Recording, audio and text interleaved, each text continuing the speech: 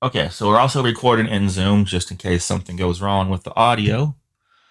It looks like the audio is working just fine because I see the microphone moving on it. So, okay. So our goal is we're going to do let's build a network and then build an IT school infrastructure. But we're going to go over some of the basic stuff that you guys did. Some of it's repetitive, some of it's similar to what we did in Windows 10, our Domania 2. That sounds familiar, but it's going to be the other end where we actually build the domain controller. So our first thing is you need it, go get it. Hyper-V say what? That's going to be where we fix the RAM in Hyper-V. So we're going to set up our host. So hopefully Pixie Boot's going to work. And we're going to get a little taste of Pixies in the beginning. That one's actually setting up Magic Pixies. Flipping down, who am I? That's where we're going to get our IP address. We're going to get our communication and everything. And make sure we have all the information that lets us know what we are on our computer and are we set correctly. And then Domania 2, that's when we're going to build our domain and join, have it ready to go. Mic check, anyone there? That's going to be us pinging and make sure, hey, can we communicate? Can we join it? Are we good? Two domains equal one. This one should probably be up here, but I think that's in a good spot. Switch it up, do-si-do. That's where we're going to flip from a public external switch to a private switch. So that all of the stuff we're doing is on our own side.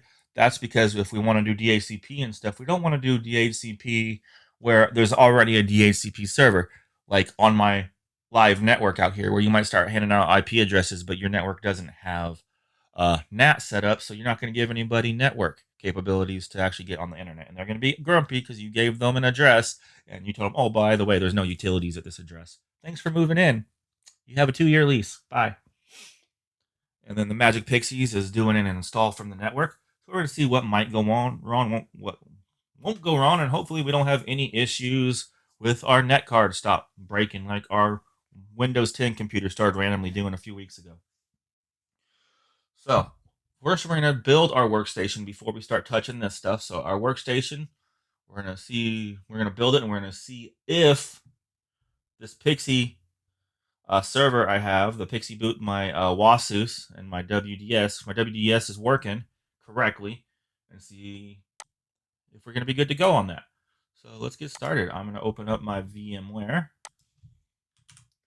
So I have deleted those who said I could delete their machines yesterday.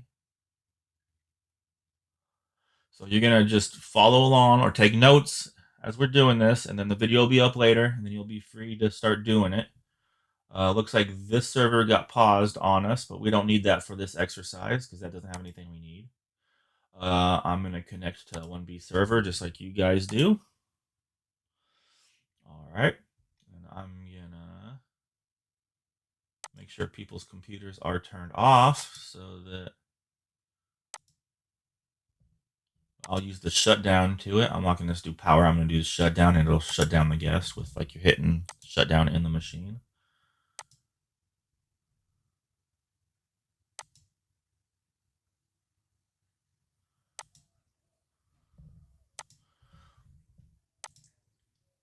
Even Carlos, yours is getting shut down. This is pay attention to me today. All right. So I'm going to click on my 1B server, and you'll see over here that I have create a new virtual machine. I'm going to start off with this. Now I'm going to hope that my WDS server is working. WDS allows me to install over the network, and it has ISOs ready to go, the push out. These should already be running on Blocks of Knowledge, which is this one, which is running.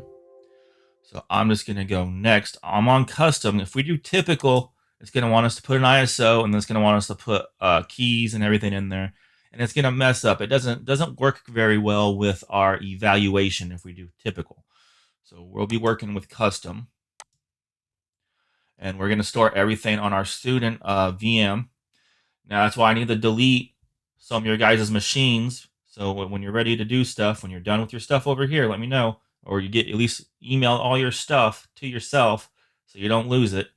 Because we only have 2.1 terabytes left on our hard drive out of 10.9. So we're going to have to clean that up and get you guys a clean machine, because we know all of our machines have an issue with NAT right now where it'll keep on saying you're on an unknown network, and then we put a bunch of network cards on it, and one of them works, and then later on it stops working. So consider nothing changed on our server. It has to be something in those evaluations that's broken or something. So Prince says I can delete his, so I'll do that shortly. So I'm just gonna hit next here really quick. So we can flip this. It says workstation 16 or greater. We can flip this over to ESXi 7.0. That's what we're actually using. So you see what this says, 2.4, 768 processors, so on. So if I flip it over, those all change and it actually gives us what that server can do. So we're going to put it on ESXi 7.0 because that's what the server actually is that we're installing on here. And then I'm going to hit next. So we're going to be doing Windows, but now we're going to be doing Windows Server 2019. Now the stuff that you guys were just doing was 2016, right? So the servers that you were dealing with in uCertify was 2016. You're going to notice there's not really a difference. They're both Windows 10. They've added a few extra things in 2019, but none of them affect your fundamentals course. So 2019 is just going to be the newer flavor, and the book that you got is for 2019. The uCertify stuff was for 2016.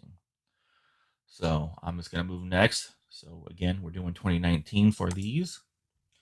And on here, just put, if you're AM class, put AM. And let's just do caps.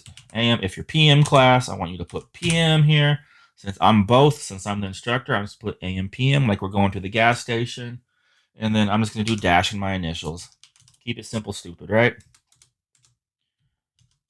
And this is just going to be your workstation. Why is it not capitalizing? All right, there we go. Tried to use that army key, cap lock, and it didn't want to work for me. So just do AM or PM. You don't do AM and PM, just whichever one you are, and then put your initials. It'll be just easy for us to flip through here. Then I'm going to hit next. This is going to be our workstation. Just like we made these workstations in intro, we're building a workstation for this. We'll just keep this as regular UEFI. UEFI. I say UEFI. However you want to say it, you say it. It's just an abbreviation. I'm going to hit next. So here, we're going to give our machines at least, right now, 8's going to be good. 8 processors will be good. Well, hold it, no. We'll say 1 processor, 8 core. So we'll do it that way. 1 processor, 8 core. So the server that we're using, if you look up here, it's got 12 processors that it sees. So it's actually got 2 that are 6-core processors, and they're 2.4 gigahertz. So these are virtual, so it's not going to be too much of an issue. So we're just going to say 1 processor that's got 8 cores, good to go. And we'll hit next. Now for our RAM here, we're just going to come up here and we're going to give it 16 gigabytes of RAM for now. 16. So very similar to what we did on our Windows 10. But this time our host is going to be a server operating system and not a workstation operating system with a Hyper-V server on it. You're going to notice it's a little bit different in the Hyper-V, but not completely. Like the default switch is going to be different. It's going to actually have network where our other one didn't have network. So we're going to go next there. VM network is the one we want. So later on, we might flip it to private group for later to keep you off of my live network, which means that one will not have internet on it. So we do want VM network. That's the one that gives us internet and connection and the updates and to activate everything. So I'm going to hit next really quick on here, and we're just going to leave all this stuff as is. SAS is what you typically use on a server. So serial attached SCSI is what those are. They look similar to regular SATA, except there's a open space on what the cable looks like. And these are what we usually use for RAID and everything. So serial attached SCSI is what we use. As you can see, it says LSI logic not supported by 2019. Bus logic not available for 64-bit guests. We could do pair virtualized SCSI, but we're not going to do that. We're going to use what it says is recommended by default. Hopefully you guys can hear me okay. All right. Again, it says select a disk type. We're doing SCSI. Create a new virtual disk. Yes. All right. So here's where we're going to do everything on 1 this time. So we're just going to say, we'll go for 200. Okay. 200. This will become something later. We're not going to add a bunch of extra ones for virtual machines. We'll just say 200 gigabytes for now. So again, that's why we need to clean these out, because we have 2.1 free. So we will be cleaning these out as we go. I'm not going to allocate all disk space now. I'm just going to let this expand as we use it. So servers, you'll notice, will install a lot faster. So I'm going to hit next. This is what it's going to name the drive. I'm cool with it. I'm just going to hit next again. Again, it's just what we named it. And the next one will be like 0, 1, 2, 3, 4 if we add more to these later. So this is where it's just going to confirm, is this what you want? This is very similar to when we were doing this in Hyper-V.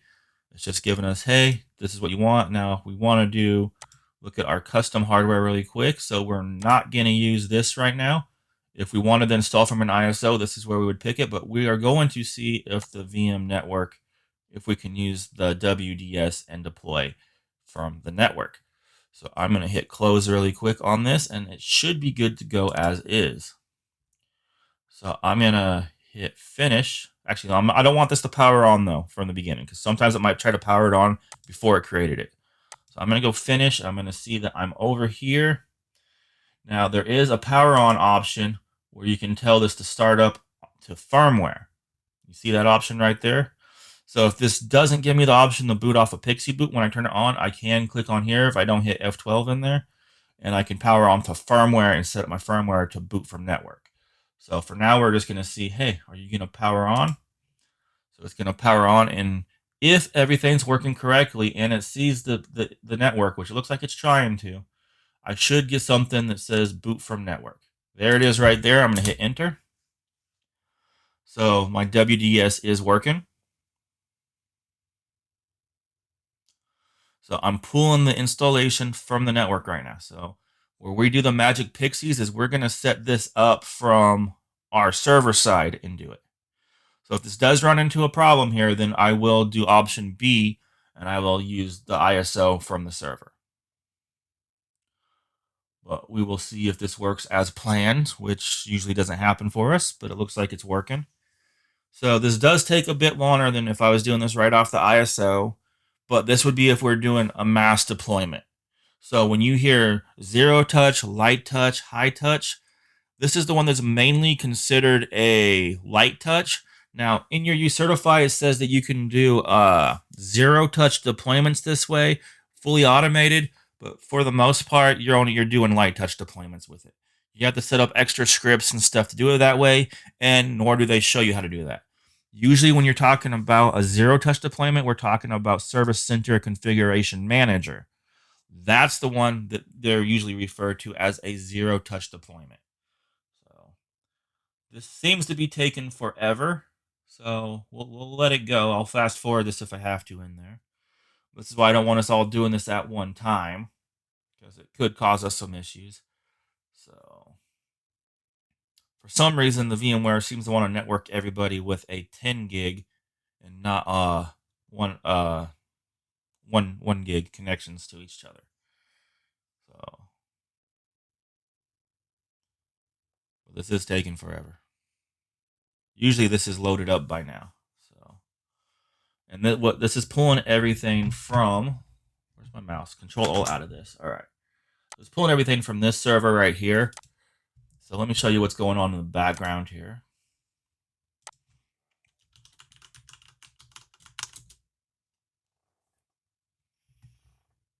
So it's got some virtual machines running on it. So it has a DC1 running on it. So I'll close that really quick. And it's got a WDS. So right now it's pulling all this from this WDS computer right here. Again, I'm just showing you. You guys don't need to try to log on to this or do anything on it. We're waiting for that to load. Which I might just kill it and we'll do it from ISO. That's probably going to be the faster way for us all to do it, because I can't imagine all of us doing it at that speed right there. But I just want to show you what we're attempting right here. So and these are all networked together. So this one has the WDS, which is the Windows Distribution Services on it. Those of you who are done with everything in your uCertify should have already played with this a little bit, right?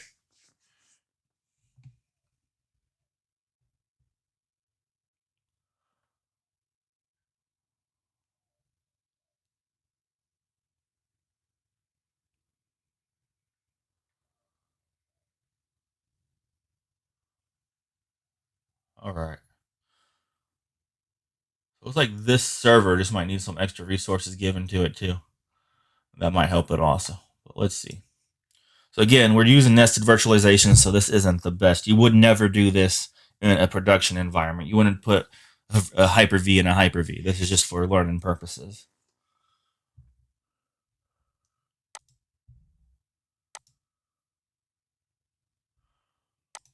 I'll pull up the server manager really quick. How are you doing over here? Yeah, we're going to pull that from ISO in a second.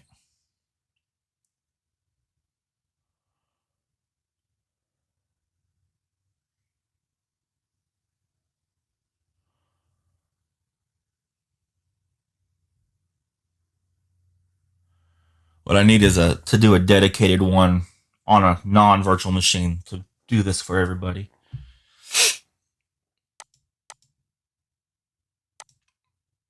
All right. So WDS is Window Deployment Services. I think I said distribution, but Windows Deployment Services right here. So what it has is we stole that Win image from the Windows evaluation and we put it in here and we did the boot image. So we will set this up ourselves too, but this is where everything's pulling from. And it says everything's working just fine over here. But again, we're in a virtual environment, so it's hit and miss if stuff is going to work correctly for us. So we have a few images here that we would have options. We have Windows 10 that we could deploy, and we have Server 2019 that we can deploy from this. So you can see here it has all 4 options. You've probably seen some of these if you were installing from the ISO and you're Certify. And we have Windows 10 with the evaluation for Enterprise Windows 10 in here. They can be deployed on the network, so you don't need to download the ISO. But again, this is running kind of slow on the network here. So we're going to go in there and we are going to put the ISO in just for instructional purposes. So we're not sitting here until 1 o'clock trying to get this done. So I'm just going to close out of this really quick. I'm just going to sign out. It'll sign me out automatically eventually because it's got security set up. But I'll sign out of that right there and just close it. When you close stuff in Hyper-V, remember it doesn't actually close this. It just closes your connection to it. So this is the server that we're attempting to use right now that actually the students set up in the previous class. And this is a real version of server. This is not an evaluation version of server. So that's why I'm trying to avoid anything that can cause us problems with the evals in this. So if you see here, it's going to say this is activated.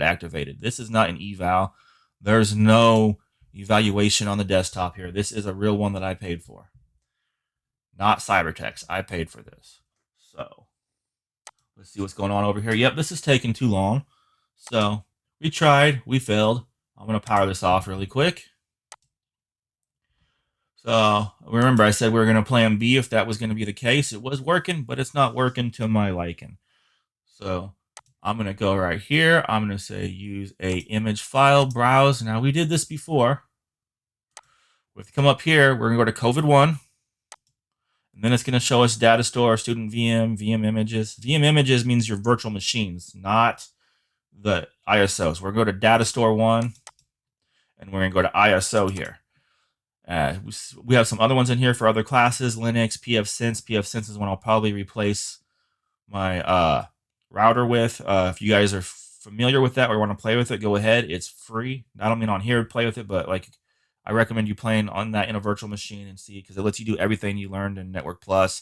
You can use all different kinds of VPNs and stuff with it. We're going to be using Windows. I'm going way giving more information than you need for this video, but hey. So in here, again, when we did Windows 10, one of these says workstation and other one says server. The server one we want is the one that actually says server. So see, this says server eval. Now this says 17763. There's a 2019 retail. We're not using that one. And then this one down here says 9,600. And this one also says server. This one is actually 2012 R2. This one right here should be the one we want to use, the 2019. So these are the names when you actually download these. This is what the ISO's, the full file name of that file is going to be when you download this from Microsoft. So I'm going to go with the 17763, and this should be our 2019 evaluation right here. So I'm going to hit open, and then I'm just going to hit OK now. Now when I turn it on, it should see that before it flips over to Pixie Boot. And it's going to be to hit any key like that. And that's going to be a lot faster. So we'll see if we can make that Pixie Boot one work better later, given it resources or not. But for now, let's not waste time.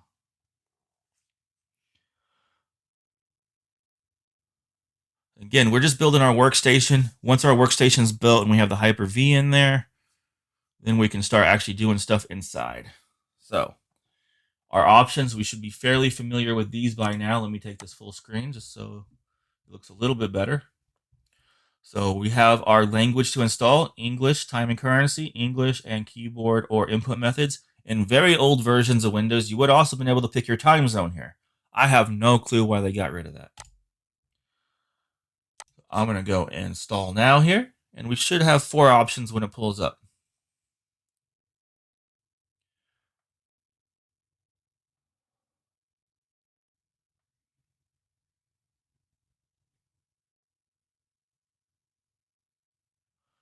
So as this pulls up, you'll see we have 4 options here. Let me pull this over. So in older versions, this desktop experience would say GUI, and this standard evaluation would say core. But that is what these are. This one that doesn't say anything is core. And this other one that says 2019 standard evaluation that says desktop experience is the one with a GUI. We have 2 flavors. Technically, there's 3 flavors. There's also a nano server option, but we have to build that image ourselves to deploy it. We have data center and we have standard. A data center has unlimited versions of a Windows server of itself that you can put in Hyper-V, where 2019 standard eval, you have a maximum of 2 versions of Hyper-Vs of itself you can put on itself. So that means on 2019 data center, I can put a retail version of the data center in Hyper-V, as many as I want in there, and I can put a special serial number in there so it knows to check against the host to activate itself. This is where you save a lot of money. So that's the big difference between the two. Everything else is exactly the same. So for us, we are going to do Server 2019 Data Center, the 4th option here, with the desktop experience. You're going to find out later, if you do the wrong one, you're going to have no desktop and you're going to be playing in PowerShell. And unlike 2012 R2, where you can take it from core, move it to GUI, move it from core to minimal, move it from minimal to core, they got rid of that option in 2016, which pissed off a lot of administrators. But if you would like to see that later, I can show you how to do that once you get done with this stuff. Because most of the industry is still using 2012 R2. Because 2016 and 2019 are not as stable as 2012 R2. Even though it's getting close to end of life. I'm going to hit next here. Remember, we're doing the data center evaluation desktop experience. Here, you're just joining the military again, or for the first time, some of you who might not have joined it yet, and you're going to be in the Space Force now. So I hope you can hold your breath for a long time. So I'm going to hit I accept and hit next. So I think we should all remember, we never ask, do we use upgrade, right? We don't ask. We don't ask if we use upgrade. This is a clean system, and this doesn't do anything, right? So I'm going to go back and I'm going to go custom. We are going to use the full 200 gig. So all we're going to do is hit next. And we're going to be happy, happy, joy, joy.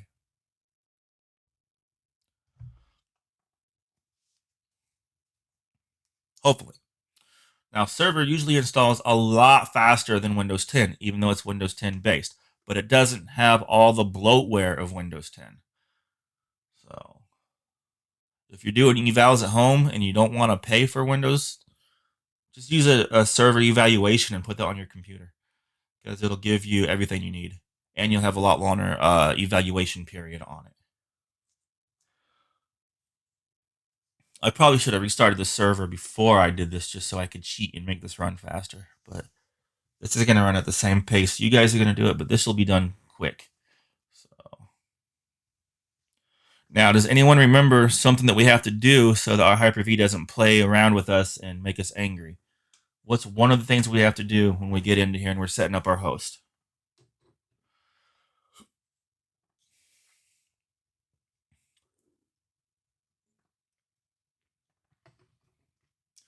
I'll give you a hint. Exploit.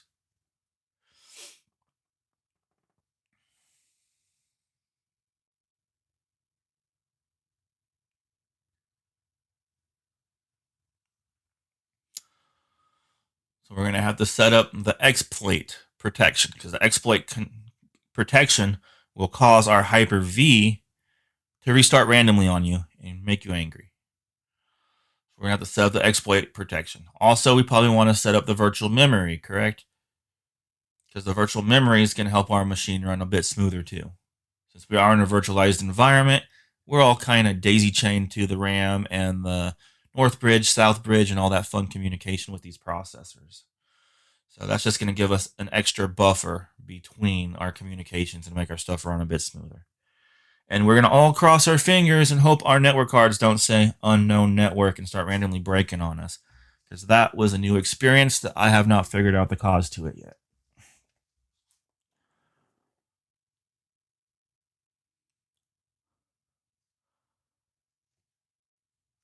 But since no changes were made to the server, I could only assume that that's either a Windows update broke that stuff or the network cards are failing on the server. Since the server's Linux based, I doubt it's the operating system, and I have to manually update that stuff for that to do an update in the first place. All right, we're at 75%, 76. Who remembers getting stuck at 74% forever? That's the number stuck in your head from Windows 10. 74 forever. Enjoy. It's like 74 for life.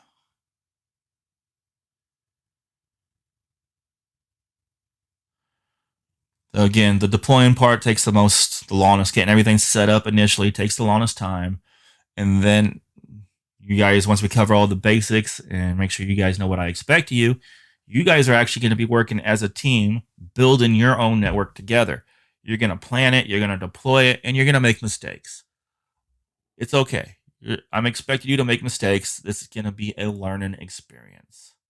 This stuff is just going to be take screenshots. Take a screenshot, send me the screenshots. Just prove that you were here for the day and you paid attention to what I did.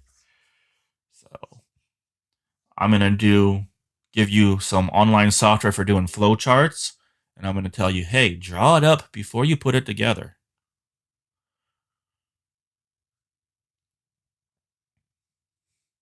And I'm going to grade you on your documentation and what you submit to me. This is what I did. Here's what the group did. Here's what I did. Here's what the group did. Who didn't do anything? Don't slacken.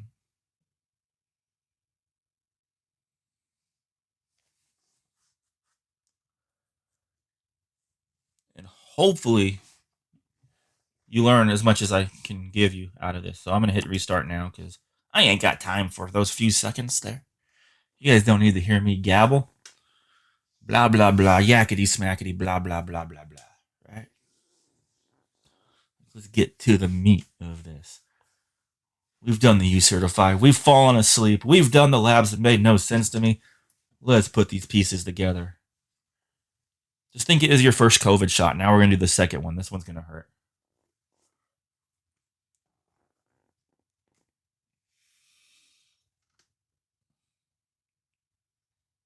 And unless you did the Johnson & Johnson one, then you might have just got a placebo.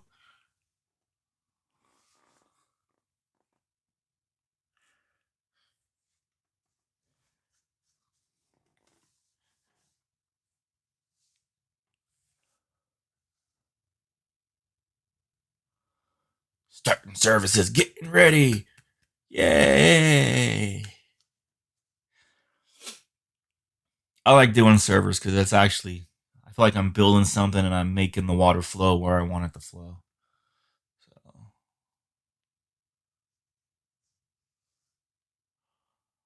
if I can just get Cybertext to buy me a brand new server instead of an end of life server, so I know I'm the one who broke it. As I have two servers sitting in my garage with a blower on them, trying to keep them cool.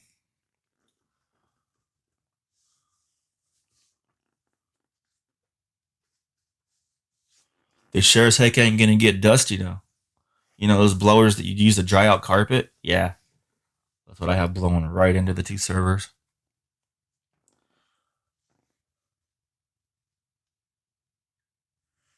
They had them at Costco for like $50.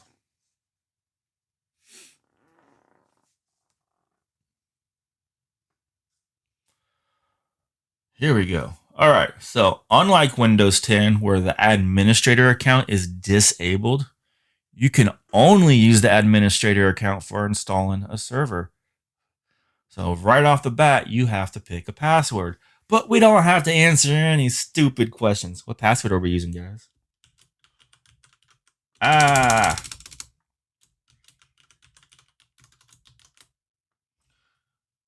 Hey, good guess. Good guess.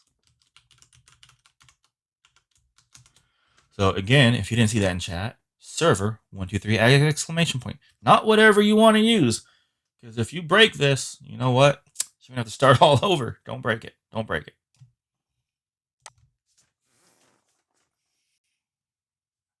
All right.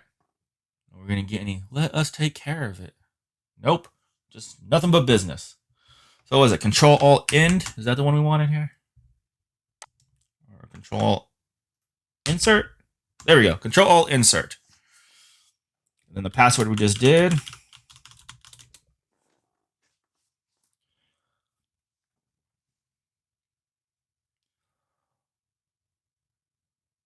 So again, first we're setting up the host. This isn't stuff that's going to be something you have to turn in.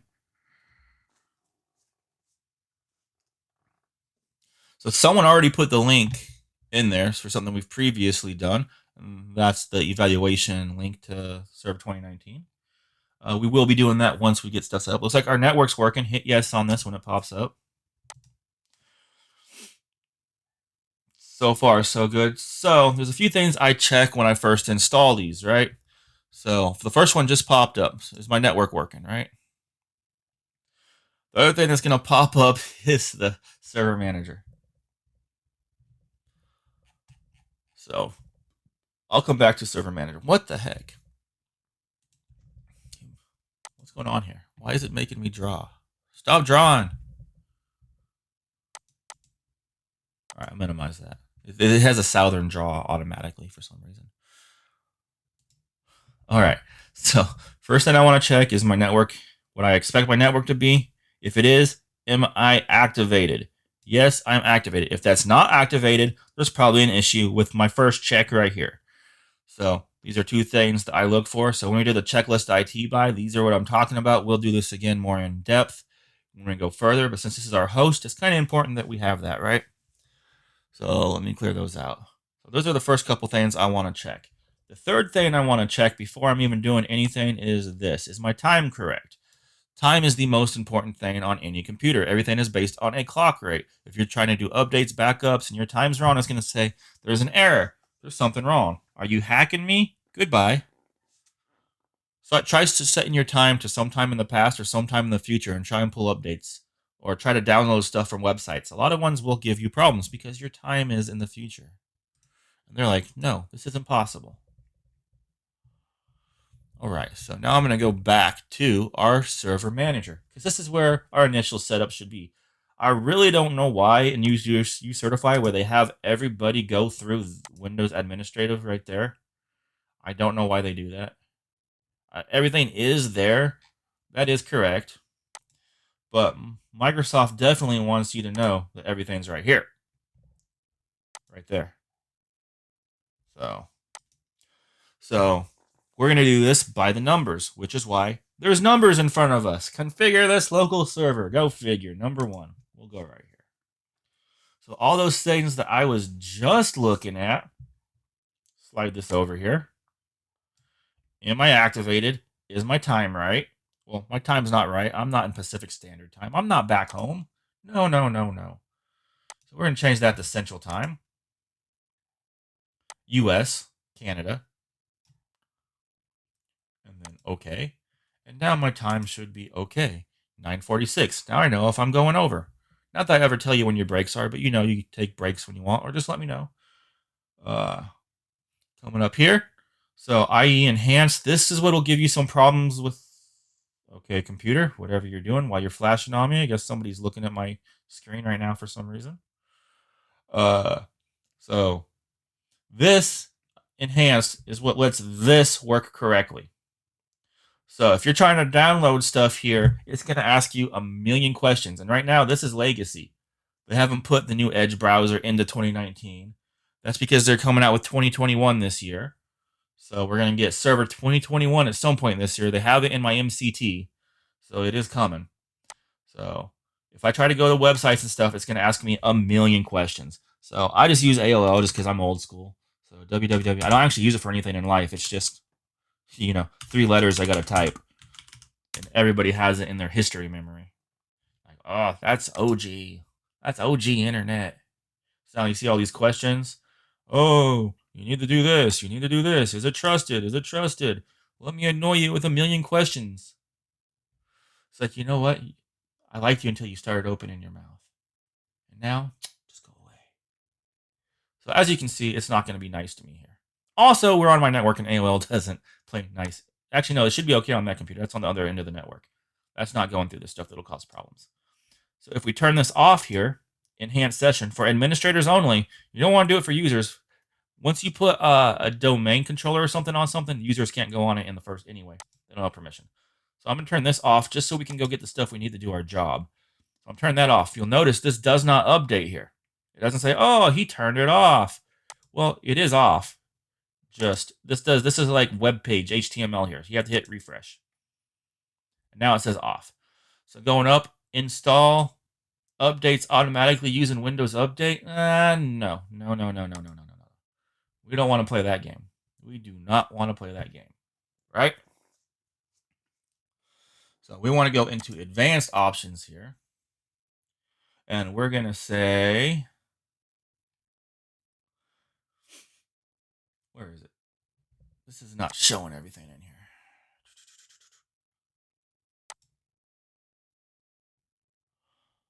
We're going to turn that off. Well, that turned it on. That's off. All right. So we're going to have this off. We're going to go disable everything else in here in a second. So under advanced options in here, download settings, upload settings, monthly. Okay. So we're going to want to go in and we're going to put this on metered connection. So does anybody remember how to get to the metered connection, guys?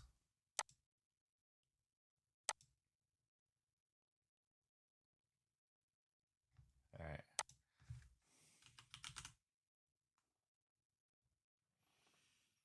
Please work search, please. I'm not talking about Ethereum. I just want you to take me to the Ethernet. All right. I'll go the other way. Home. So I'll go to network and internet right here. And I'm going to go to my Ethernet. And my adapter's right here. But if you click on this, you have public, private. And see right here where it says metered connection? We're going to turn that on. That's going to prevent this from pulling updates on us. We're perfectly happy as an evaluation, and we don't need this pulling updates and causing us headache. Like, oh, well, I'd do something in my machine, but it's updating on me. Well, I told you to turn them off, so guess what? So doing that, we'll set this as a metered connection, and it shouldn't pull updates unless we tell it to pull updates on a metered connection. Because later on, we would set up Wasus to be the only thing downloading updates for our network, and it will distribute updates to our computers. So now that I have that, this should not pull updates. So you actually have to go and tell it, hey, do updates over a metered connection. We're not going to do that. We don't want it. No. And pause updates, we'll also flip that just for safety's sakes. In case something sneaks through, because this is Microsoft, and even though we're telling it not to do stuff, it's kind of a Me Too operating system, guys, okay? It's going to do what it wants to do. So just remember that. Yeah. If someone logs on your network with a laptop that has updates and your system sees those and you don't have that say, hey, don't download update from computers on my network, it's going to try to pull updates from that damn laptop sitting there. And then it's going to try to distribute like a virus to everyone else. And you're like, hey, I didn't authorize that update. So that's why later on we set up Wasus and we say only pull up updates from Wasus. We set up group policies and we manage it that way. But again, we're building our host computer. So we just need this to be functional. We don't need it to be safe. All right. So last update, never. I'm cool with that. I'm going to refresh this really quick. So I shouldn't see any changes because I didn't make any changes over there. So I'm going to move over to the left here now. If we had a static IP, we would set it right now. We're not. We're cool leaving this as is.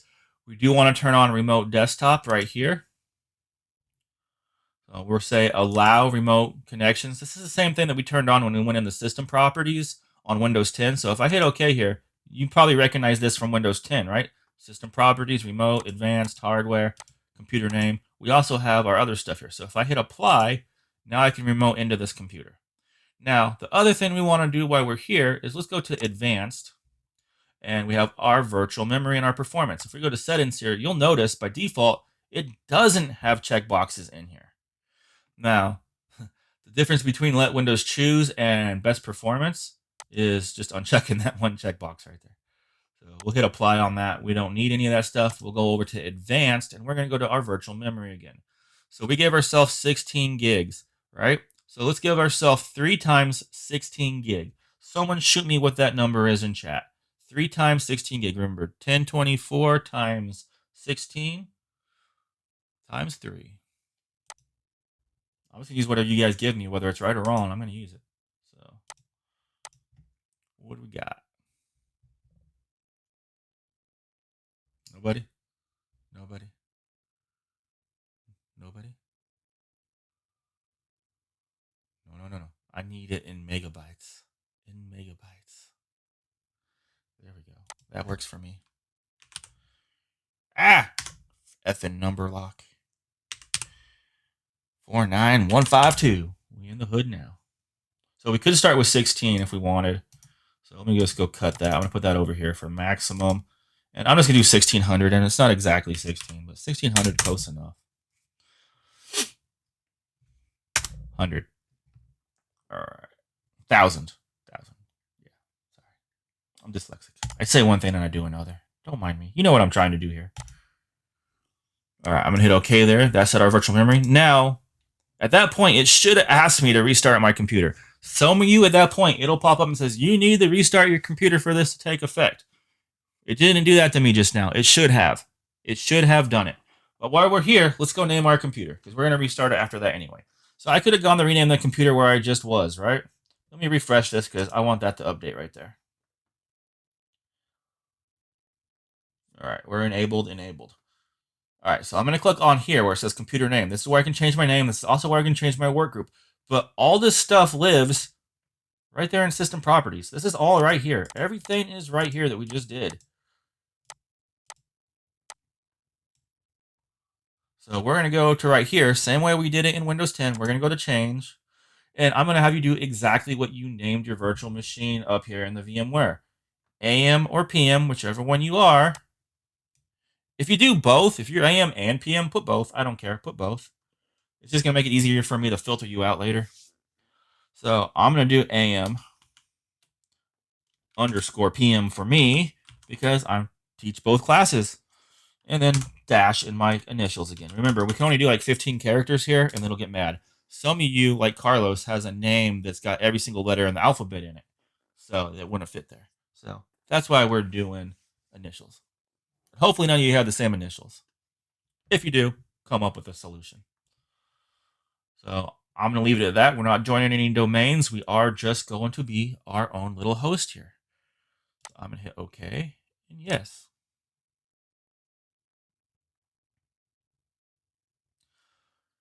Carlos, I'm going to guess you have more than 2 last names, too. How many middle names you got?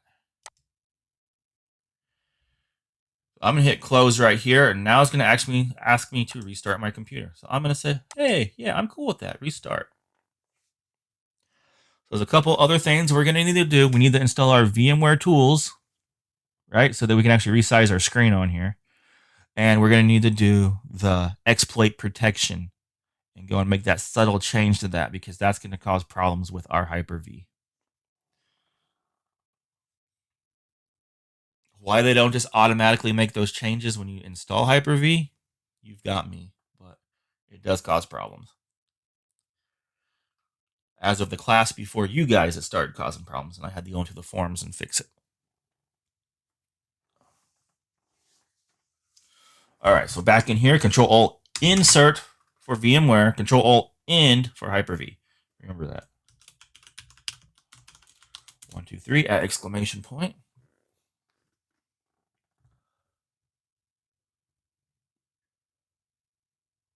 All right. So let's do the VMware tool. No. We'll do the exploit protection and the VMware tools. The VMware tools will make us restart our computer. So let's not throw away our restarts.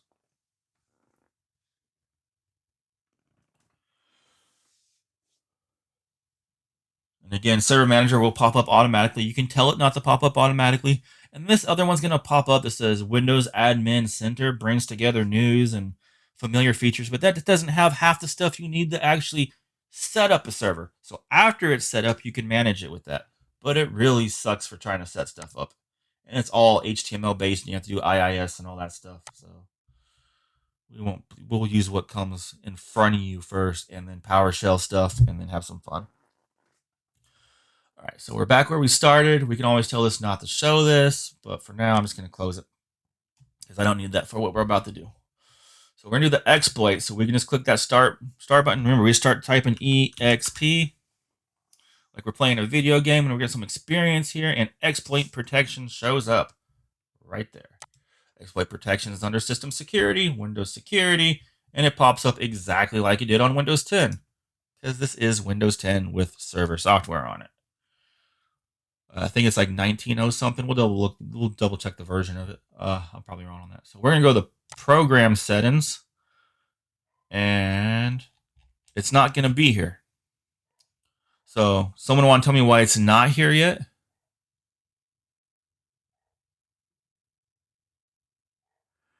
This is a deliberate running in here and it's not being in here. So those of you guys who are doing this,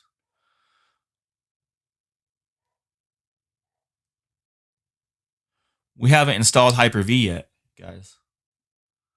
So the stuff I'm looking for Hyper-V is not in here because we haven't installed it yet. So I'm going to close this really quick, and let's go up to the top really quick here, and I won't restart it when we do this. So what I'm doing is I'm coming up to a workstation, and I'm going to go to VM, and I should have install VMware tools as an option under the VM under my workstation up there. So I'm going to go to VM, I'm going to go to install VMware tools, and it should put a disk in my machine here.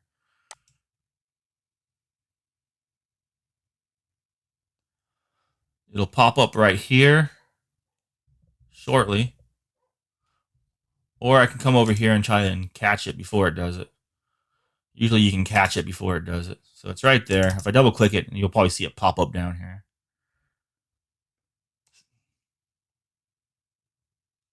Right there. That's what I was waiting for. But it takes forever. It's like, I'm getting ready to go out. No, you're not. No, you're not. I'll just go get the food and be back. When you're done, we can eat at the table.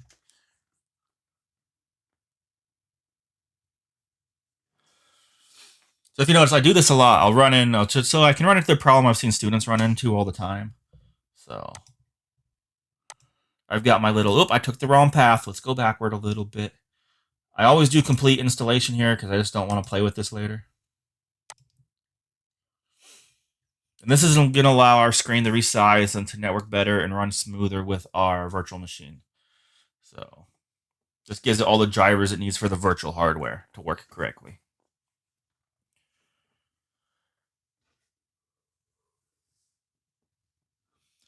So in the 16 version of this, if you're running this on your home computer, you actually can do DirectX now and use some video card features. And NVIDIA is actually working on video cards where you can use video cards dedicated to your virtual machines now. So they're doing what the Tesla, which was made, not to be confused with the Tesla car, was done for data centers. They're unlocking those features for people who have the same processors on their cards to be able to dedicate a video card to a virtual machine. So if you guys want to read up on that, go ahead and Google that using video cards in VMware. Coming to you soon. Which is, I think, the only limitation in these is you can't dedicate video to them, so you can't play games in them. So, do I want, no. I'm not going to restart yet. I'm going to save that restart. I'm going to go back to Server Manager, and we're going to install our features really quick.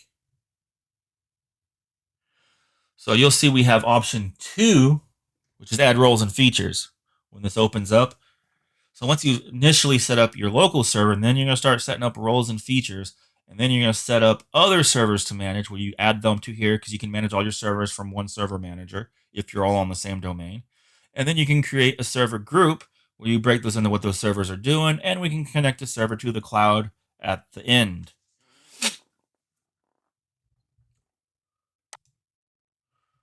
All right, so we're going to do option 2. We can also come up to manage and go to add roles and features right there. But right now, we'll use the stuff that's right in front of us. We'll use add roles and features right there. Here, feel free to click this checkbox and maybe it'll work because you really, I mean, you know what you're doing by now. You've done this and you certify. So I'm going to go next.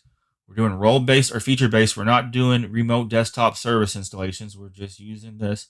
Remote desktop service installation is for installing required role services for virtual desktop infrastructure, VDI. Sounds like a disease, right? Then to create a virtual machine-based or session-based desktop deployment. Kind of like what you guys are using right now and you certify. You go into it, you do something, and then it resets. I'm going to go next with the first option. This is my computer. This is my server. This is the IP address. This is a who am I right here. This is what's installed on me. And this is my computer name right here. That's important later. So I'm going to go next. So we just want this Hyper-V role right here. So we might have a problem at this point. So let's see if we run into it. What do you think the problem we're going to have?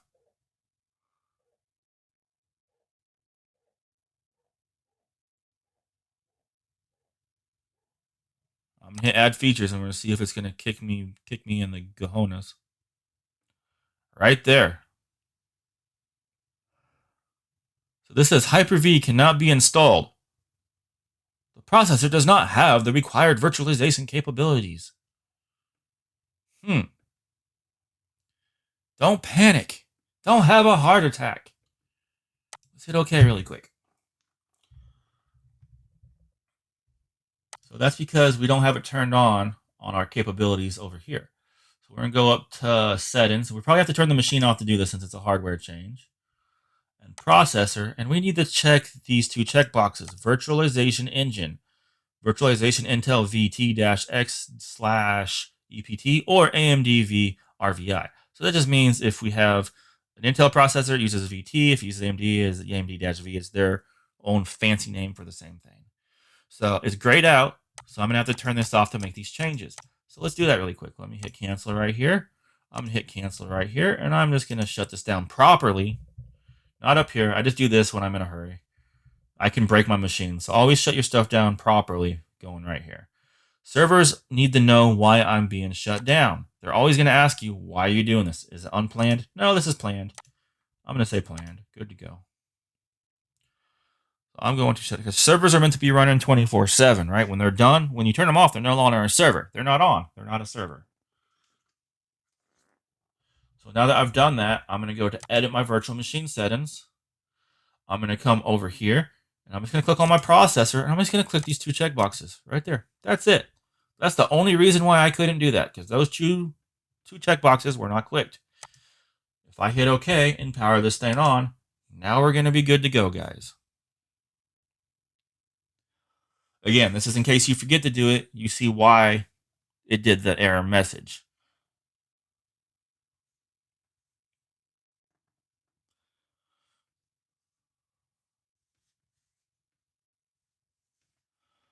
I'm all out of Coke. So once we're done setting up the host, I'll let you guys take a break. And then we'll move on to actually setting up the stuff in the Hyper-V. But I want to get our host all set up first. So this is just one video. I'll get that up for you guys, and then we'll move on to the next video. So Control-Alt Insert. Hopefully. I got to click in it first. There we go.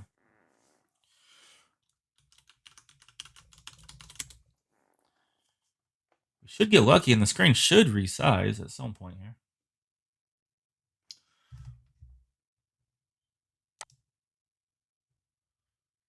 Huh.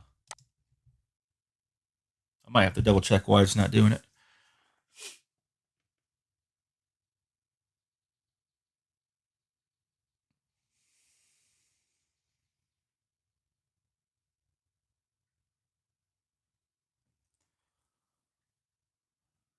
All right.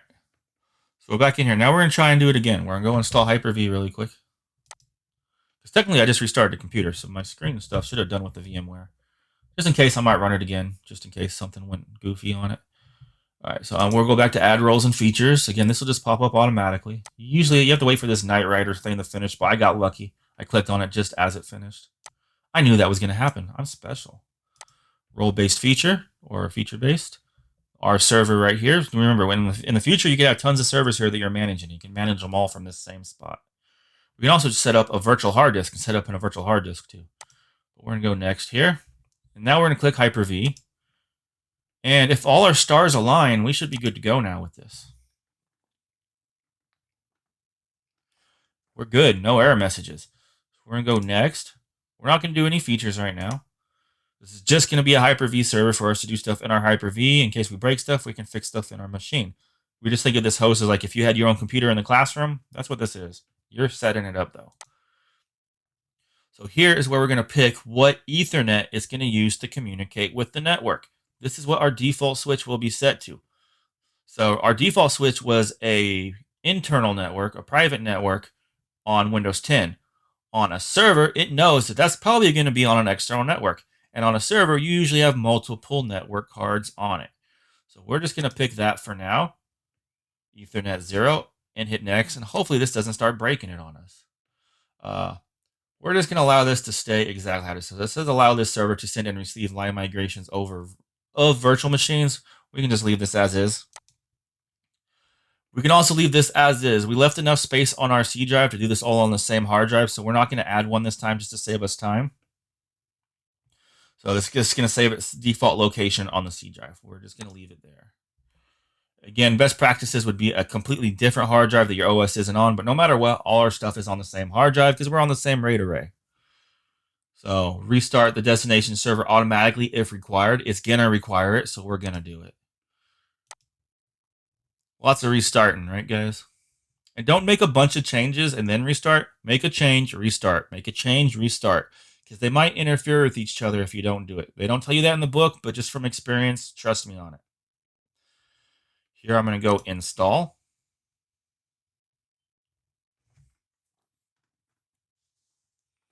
You only have to do it once, so do it right the first time. You don't want to be in that endless loop of what did I do wrong. When you really didn't do anything wrong, it just stuff wasn't talking right on the other end here. You'll find the difference between Microsoft and Linux when you guys do your Linux class is Linux just works. That's why almost all web servers out there are Linux servers or Unix servers. The difference between Unix and Linux is open source and you have to pay for it. Unix you pay for, Linux is open source. Your phone is Linux. Whether you're Apple or Android, it's Linux. That's why they have root your phone. They just have custom GUIs on them. Mac OS on a regular Mac computer, like a Mac Pro or whatnot, is Linux operating system. They just have their custom GUI on top of it. And since they make their own hardware and don't allow their stuff to be on different hardware, it makes it easy for them to make their stuff work.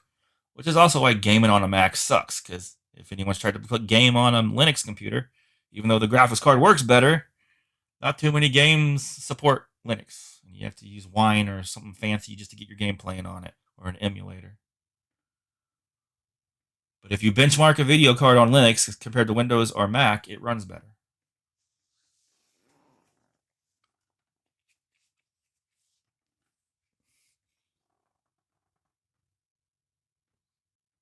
This will restart on us shortly. I'm not a Linux expert but when I need to work on someone else's computer, I have my Linux running on a USB stick I just put in their computer, run my virus scans, clean their stuff up, back it up, and maybe recover their passwords and stuff too while I'm in there. The trick to doing a real installation of Linux and not a live one or a persistent mode one on a USB drive, format it GPT. Go in there and format it GPT, and then it sees it as a regular hard drive, and you can install it and take it wherever you want, and you can do updates and everything on it. You don't have to run in persistent mode. You don't see that anywhere online, but it works. I've done it a lot. That was my goal when I was taking the class you guys are taking. How do I do this? I know it's possible. Couldn't find anything online, nothing on the forums. Everything is run Linux in persistent mode, which means it has to load everything. You can't do updates. It just has a little file that it saves stuff in. It's annoying. I just goof off, formatted GPT, and it worked just fine on every one I tried. So you said at someone's computer, oh, you can't get on that. It has a password. Watch me. I just took all your information with Kali Linux. You're in trouble now. Let it there, just sit there and hack your hash files, get all your passwords, take everything out. I'm good. Send it to some cloud storage. Just plug it in there, turn your computer on, walk away. You don't know what's happening. It's doing it all night on its own.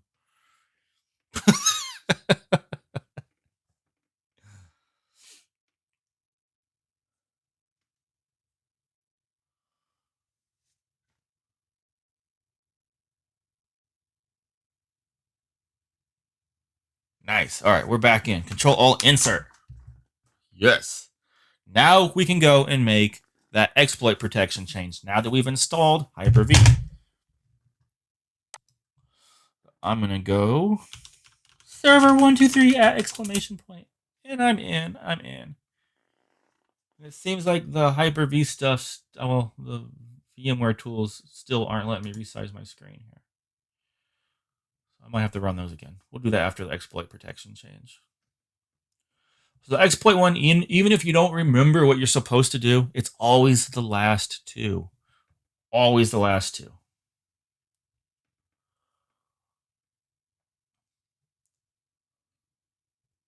Waiting for this to do its thing, because it's insane. Go away.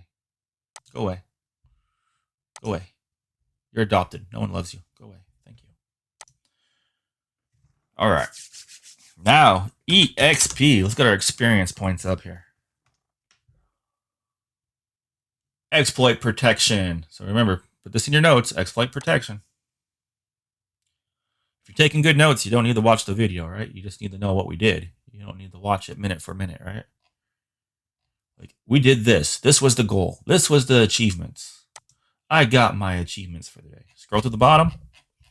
These are what we were looking for. vmcompute.exe and vmwp.exe. These are the ones that will spank your booty and make your damn thing restart on you when you're in the middle of doing something. And you're like, my computer restarted on me. Did you do this? Did you come into here and go to edit? Did you scroll down to this right here where it says CFG and turn this off and apply? Probably not. Same with the bottom one. Edit, scroll down, flip that off, and hit apply. That's it. Now we made changes, so we should restart our computer, right? Sometimes it'll tell you to do it. Sometimes it doesn't tell you to do it right there. But also, I'm going to be like, hey, VMware tools, why the heck is my screen not adjustable right now? Huh? Let's try this again.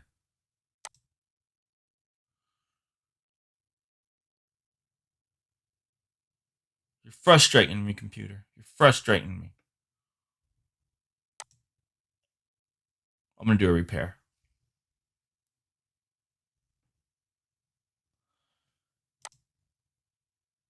I don't like small screens.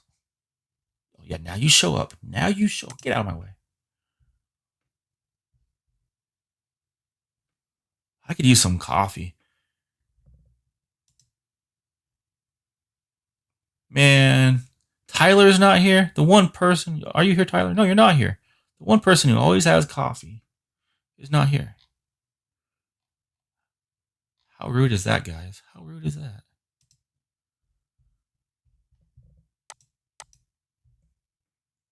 Next, we'll do a repair. Let's see what's going on here. Repair it. I want my screen to flicker. I want my screen to resize.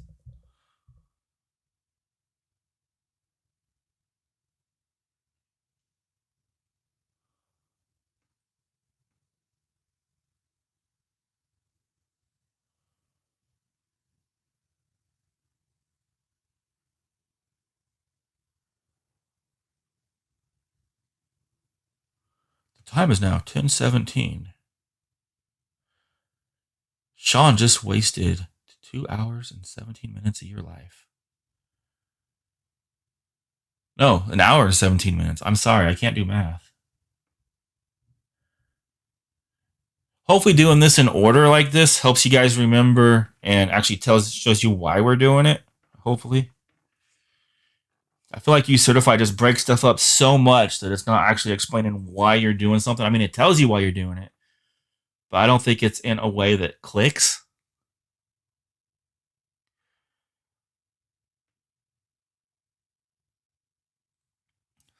We'll go more in depth once we get our stuff going in Hyper-V, but we'll take a break once we get done and this is all working. I will stop this. I will upload it. We'll have two options. So we'll have the Zoom video and the one I upload on YouTube, just in case the YouTube one's not getting recorded correctly right now. None of the stuff I put on YouTube is for me. You have to have a ton of subscribers and stuff to make money on there. I'm just doing it so it's an easier resource for you to come back to later.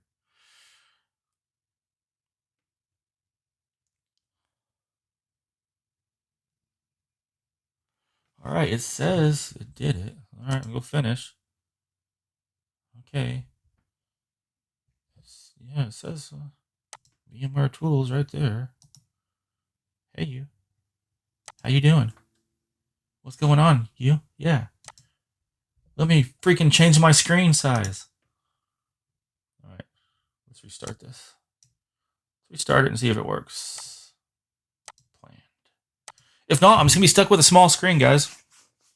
Story of my life. Everything's small. Except my belly. Where'd my feet go?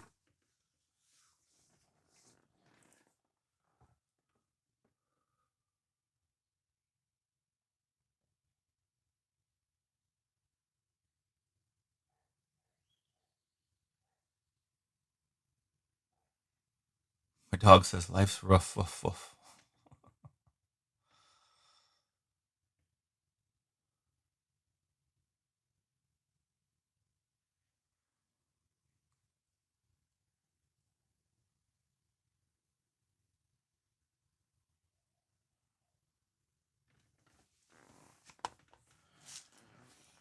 Control Alt Delete. Insert here. Insert here. Come on. All right, let's see.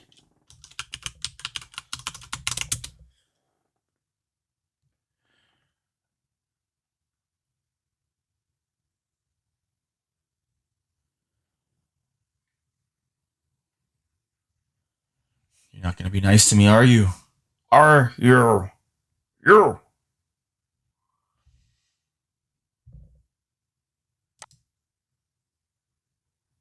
Are you kidding me? Autofit guest. Is that gonna do it? Autofix. Okay, okay. You stupid thing. Oh yeah, yeah. It should have gave me fit guess now option. I'm gonna go back to center now. What the? All right. All right. Well, I'm just gonna leave autofit on. But if I hop on your computer when that's turned on, it's gonna make me auto change your computer on you to my screen. So, all right. I'm just gonna work with it. It is what it is because it says it is, right? Eminem said that, right? So we're just gonna validate that the Hyper-V is working, and then we're gonna take what? You guys want to take a 15-minute, or I'll let you judge. You guys want to take a break, or do you want to keep going? I'm gonna hit close right here.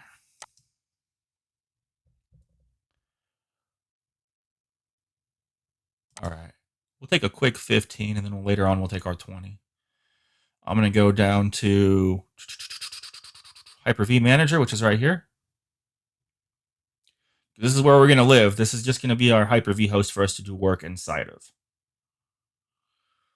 So all I'm going to do is validate that this works because our whole thing was just to get our host computer working so that our Hyper-V works. We did the exact same thing in intro for our Windows 10 class. But now you guys are experienced, so you should have fewer questions. Hopefully. Our server's right here. So I'm just going to go to new, virtual machine. Now this isn't going to have that quick create like your Windows 10 had. It doesn't have that. I'm just going to hit finish. I don't care. I'm not trying to install anything. I just want to see if this turns on and connects without an error message. That's all I care about. I'm going to connect and start that thing up. Come here, you. We love you. Me love you long time. Come here. Please. Please. Hi. Where are you? Peekaboo. Oh, there you are. Good to see you. Get over here. And our KVM works. Keyboard, video, mouse. Yay! All right, I'm good. Turn that off. We know it's functioning. I'm going to go to turn off. Turn off.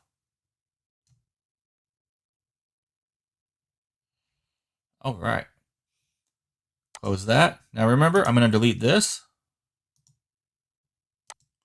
And I also want to delete the hard drive so we can cheat and use our edit disk to get to our hard drive. Next. Browse. And I'm going to go delete that hard drive there, just like Windows 10. Delete. Cancel. And we're clean, and I'll just clean this out. Now let me go empty recycle bin. Yes.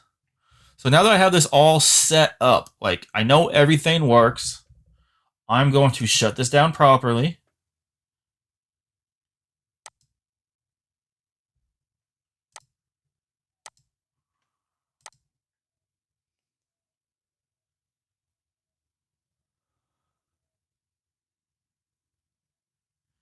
And I am going to right click on my machine, and I'm going to come over here where it says snapshots.